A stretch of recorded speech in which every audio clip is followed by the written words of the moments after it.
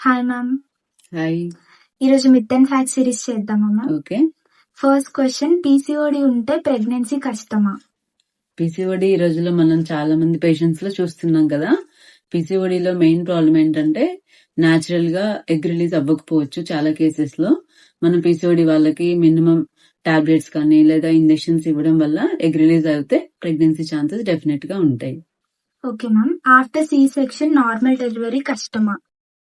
Okay, మనకి first section ఎందుకైంది ఆ పేషెంట్ ని బట్టి మనకి డిపెండ్ అయి ఉంటుంది.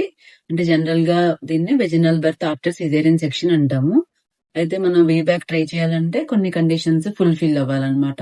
ఫస్ట్ ప్రెగ్నెన్సీకి ఇప్పుడు సెకండ్ ప్రెగ్నెన్సీకి మినిమం 3 years గ్యాప్ ఉంటే మనం వీబ్యాక్ ట్రై చేయొచ్చు.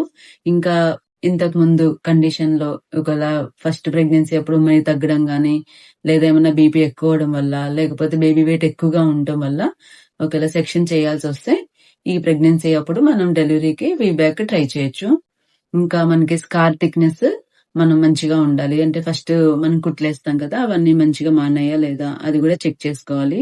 ఈ ప్రెగ్నెన్సీలో అయితే ఎటువంటి రిస్క్ ఫ్యాక్టర్స్ ఉండకూడదు. బీపీ గానీ షుగర్ గానీ లేకుండా బేబీ యావరేజ్ వెయిట్ ఉన్నట్లయితే మనం డెఫినెట్ గా వీబ్యాక్ ట్రై చేయొచ్చు. Thank you ma'am. ఓకే.